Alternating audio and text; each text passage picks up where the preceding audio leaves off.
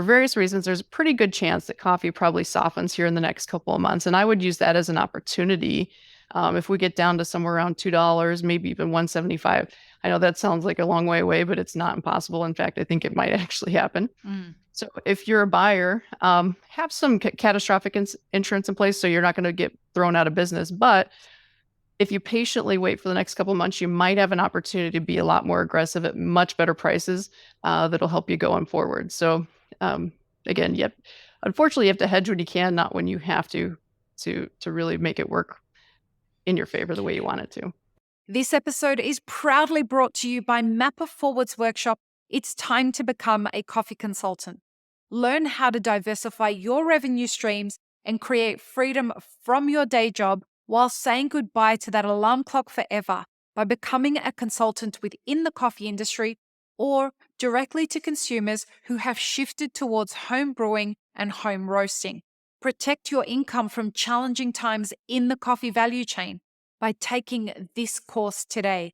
Go to mapperforward.coffee/workshops or click the link in the show notes for details. Welcome to the Daily Coffee Pro by Map It Forward, friends. I'm your host, Lee Safar, and this is episode 4 of a 5-part series with Carley Garner from DeCarley Trading, and we are talking price volatility in coffee. And if you have stuck with us this far through the series, thank you. This is a really, really important series for those of us who are hell-bent on surviving this crisis in coffee. And Carley, we have been talking in the last episode about hedging. Now, in this episode, we're going to talk about the process of what it looks like if somebody does decide that they want to start getting into hedging. You said a lot of coffee people are not people who typically hedge. Is that correct? That's been my experience, yes. Okay. So if, let's say we have a producer, let's start with the producing side of things. We have a producer that says, I heard that crazy woman Lee on her podcast talk about hedging. She told me to go to Carley. What do people need to start that process if they're a producer? Okay. If you're a producer and you want to venture, explore, and I would say, even though the goal is to reduce price risk and to simplify things, it's not something you just jump into 100%. And, so you'd probably want to ease your way in so you get comfortable with how things work out, like how the market pricing works and what your risk reward is. Yeah. So with all of that said, I mean, the first step is just opening an account. So the coffee futures and options trade on the ICE exchange, and the only way to make transactions on that is to have an account open with a brokerage that is that's a member of the exchange. And so, I mean, obviously you can choose any brokerage, but this is exactly what we do at DeCarley Trading. We are not exchange members. We're what's called an introducing IB, or an introducing broker, an IB. And we basically introduce our business to a bigger brokerage that clears at the exchange. So with that said, you basically just fill out an application for whichever brokerage that you choose. It's going to be a process. So you would need to choose, do you want to open as an individual? Like, are you personally hedging a family farm and you're using your own bank account, your own money, that sort of thing? A lot of small farm operations do that. They run DBAs, doing business as, so they're not actually incorporated. They're just running under their name. You could do that. Or if you have some sort of business structure, LLC, corporation, whatever it is, you can open under the business name and hedge that way. And the process will be, there's going to be a lot of questions. They're going to ask for operating agreements, all those sorts of things. So you have to send in some paperwork. It's not unlike when you apply for a mortgage or a car loan. Yeah. Because you have to keep in mind, like, the futures or options accounts, those accounts can lose more money than they actually have on deposit. So if you have $5,000 in your account and you go long coffee and suddenly coffee's down 20 cents, you've lost more than what you had in your account. Now, the brokers is going to do everything they can to prevent it from getting that bad. Like, hopefully they got you out before you lost more than you had, but it is possible that you would actually have 5,000 account and lose 10 and then owe the broker 5. So that's why they treat it as almost like a loan. So there is it's going to take you 20, 30 minutes to fill out your application. It's going to take a day or so for that to be processed and for everyone to make sure that everybody's financially sound enough to partake in this. And then obviously you send money to the account, and from there you can begin hedging. And again, I would say start very, very small. Even if you had a large amount of coffee or whatever it is to hedge, I would start with just a one lot so that you get an idea of how it works, because it may or may not be for you. The goal is to reduce price risk and volatility and reduce your emotional turmoil. But if it actually causes more, maybe it's not for you. So you have to just kind of feel it out and make sure it is for you. I think for most people, it makes sense. But I have also worked with clients that the mental struggle of missing out on, if they're a corn farmer and corn's going higher and they have a nice hedge on, but their hedge gets capped out where they're seeing corn go up and they're not really participating. It drives them so crazy that they just can't take it. So if that's you, maybe hedging's not for you. But for the average person, the math makes sense, and I think it's a good way to go. With this service, is like, do you walk people through it? Because it sounds like there's many, many different ways for a producer to do this based on what's working, what they need for their farm. Is it part of the process to talk someone through something like this? So for our brokerage, yes. I mean, not every brokerage is going to work the same. And to be honest, the industry as a whole has gone more self-directed online trading. So people like us are becoming few and far between. So you're going to have to shop around and see, if you can find someone that you're comfortable with. For us, yes, that's exactly what we do. So when a client first comes in, we kind of give them the spiel. This is the reality. This is what to expect. This is what we're trying to do. We give them our recommendation. They don't have to take it. We say, this is what we think we should do. And if they want to be more aggressive or less aggressive, they can tell us, and we just mold it to whatever they need. So we kind of walk them through the process. And, after a couple cycles of hedging, they honestly kind of know exactly what they want to do. They don't really need us as much anymore. And so a lot of them, we just switch their service level to online, and they do everything on their own without really working through us, but they know we're there for them if they need us. So, that's how we do it. I don't know. Other brokers might be different. I would caution, again, I mentioned this before, but I'll caution again. There's a lot of online brokers out there. Like it used to be when I first got in this business in the early 2000s, I think it was like 2004. I'm that old. It was really difficult to get access to the commodity markets. Like not everybody had access, but now in today's world, every brokerage firm, almost every brokerage firm has access to futures contracts and options. And so the mainstream kind of thinks, well, if it's in my brokerage options here, it must not be that big of a deal. I must be able to do it on my own. And unfortunately, some of them try it on their own. So don't do that. If you're going to do it, make sure you go to a broker that specializes in commodities so they can truly help you and try to help you avoid some of the pitfalls. Okay. Now, a coffee roaster who's just bought 2 containers of coffee, which is the equivalent of 2 contracts. Ish, right?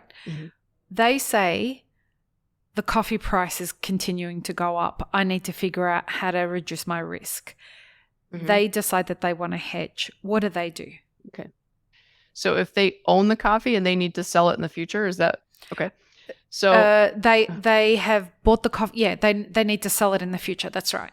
Okay. So they don't want the price of coffee to go down. So if it goes up, they want to participate, but they don't want it to go down. So I would suggest what I suggest to most of our clients is a risk reversal, where basically the idea is you want to buy an insurance policy against coffee going below a certain level. For example, 220. If you don't want your coffee, you bought it at, I think you said 230. You want coffee to go up, but you don't want it to go below 220 because then it starts getting painful. You can buy a put option, which is basically an insurance policy that covers you below 220. Those put options are very expensive. We mentioned this in a previous segment. They're very expensive. So I generally am not a big fan of advising people to just buy that insurance and let it go, because that insurance is expensive. And if you just, let's say coffee trades sideways for a handful of months and you need to continually have that hedge, you might end up spending $10,000 or more on insurance you didn't need. So what we generally do is we try to use the market's money. So if we're going to buy insurance, but we don't want to use our money, we want to use the market's money. And the opportunity cost of doing that is we don't benefit as 100% on the upside. Right. Yeah. Right. Like if we sold a 260 call to pay for it, If coffee goes from 230 to 260, we picked up 30 cents. That's great. But above 260, we're losing on our option trade and we're making in the cash. So it balances out. We're not losing as it goes up. We're just not benefiting.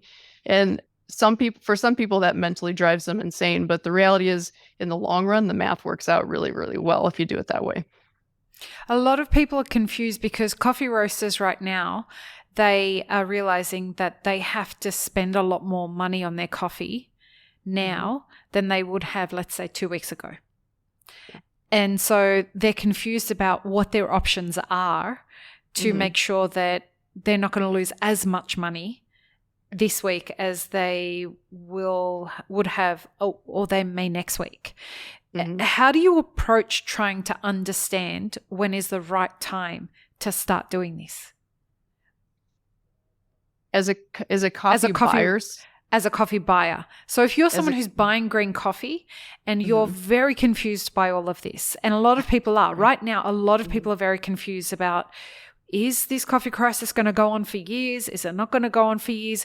Do I just ride this out because I think it might be finished in a month? Or what happens if it does go on for another year? How do you know? Like, how do you approach making a decision like that? Well, so we don't know, but we can analyze and make a guess. And my advice to someone that needs to buy coffee in the near future, 230 to 250 is very high for coffee. So at these levels, I would consider catastrophic hedges, but not aggressive hedges.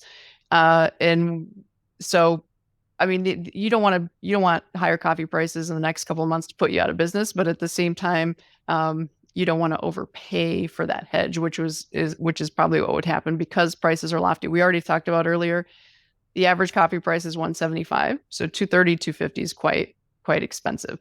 So the time to hedge aggressively was when coffee was $1, and I hate to say that because I know everyone.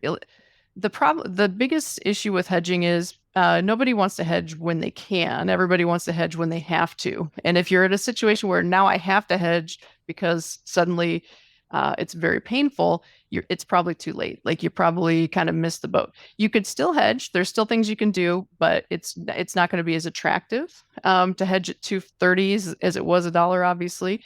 So you have to. The market will give you opportunities with the price cycles, and you have to kind of utilize those the best you can. I would advise somebody that's a buyer and has to buy coffee over the next couple of months. I believe coffee probably pulls back. We talked about this, I think, in the first segment for various reasons. You can go review that.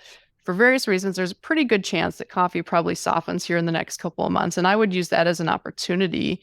If we get down to somewhere around $2, maybe even $175. I know that sounds like a long way away, but it's not impossible. In fact, I think it might actually happen. So if you're a buyer, have some catastrophic insurance in place so you're not going to get thrown out of business. But if you patiently wait for the next couple of months, you might have an opportunity to be a lot more aggressive at much better prices that'll help you going forward. So again, unfortunately, you have to hedge when you can, not when you have to really make it work in your favor the way you want it to. It sounds like you need to learn the language of hedging, position yourself, have all the things that you need to be able to do it properly, and then find the rhythm of it. Is that right? Yes, it's right. There's a lot going on. And I will say it sounds a lot more complicated and harder than it is. You can read books and watch videos and listen to podcasts on this stuff all you want, and it's great. It's all great information. But the reality is the best way to learn is to do it. Get in, do it, see how your prices react, see how your cash market reacts to futures, and you can see it all working together, and then it clicks. So unfortunately, that's really the best way is to just dig in and give it a shot and see how it goes. And anyone who wants to read up on this stuff, Carley has a great book. We'll include links to everything in the show notes. My last question for you is, how expensive is it to hedge? Coffee is more expensive than most markets. Coffee is a difficult market because of the volatility and because the contract size on the futures market is big. And the one thing I really dislike about the coffee market is there's no mini contracts or micro contracts, whereas a lot of the other commodities, we have smaller size contracts that allow us to pinpoint our hedges and just be more efficient. So I will admit coffee's not the easiest place to be hedging. I'm not saying you shouldn't do it. That's not what I'm saying. I'm just saying it's a little more complicated. I would say because of the contract size and everything, I would say you probably at least want 10 to 15,000 in an account. Technically, you could do it with less, but the thing is, we're trying to reduce your stress, not create it. And so if you try to squeeze like a hedge into a smaller account, there's a good chance you get a margin call and then you're scrambling to wire money. And it's just, you don't need that extra stress when you've got your business going on over here. So I'd say probably at least 10 to 15,000. So you don't have to worry about all that kind of stuff. And you can do, with that amount, you could comfortably do one contract hedge, maybe even two, depending on the scenario. Okay. I think that answers the question of why more coffee producers don't hedge, because for coffee producers, that's a lot of money. The margins aren't big enough. You've got to be a sizable farm to have the freedom of having 15,000 sitting in a brokerage account so that you can hedge against when imports are going up 200-300%. It's that's where that becomes a problem. The other thing, is there any way other than this to hedge? Not to hedge coffee. Like I said, I wish there were smaller contracts. That would make it so much easier. And I mean, I'm throwing out 10 to 15,000 as like a good, that's a comfortable safe yeah, zone. you can do it with less. You could probably do it with 7,000-8,000, but there could be some stressful situations that arise from it. So just keep that in mind. But I mean, unfortunately, that's at this particular time, that's all we have as far as opportunities to hedge. I'm going to say something that's probably not, some people won't like it, but so coffee trades on the ICE exchange, it's an exchange that houses a handful of futures contracts. In the US, most futures contracts are traded on the Chicago Mercantile Exchange. It's a much bigger, I'm going to say better operation. It's a lot more organized. The trading hours are better.